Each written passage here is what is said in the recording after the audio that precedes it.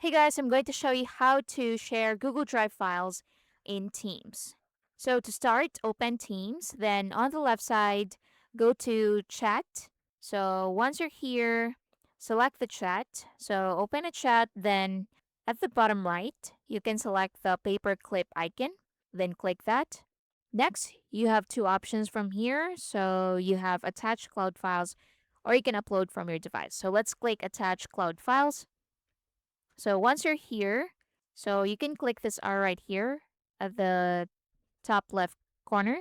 So click that and this will expand. So click on my files and select the file or the document you want to send. Just click on it and click on attach.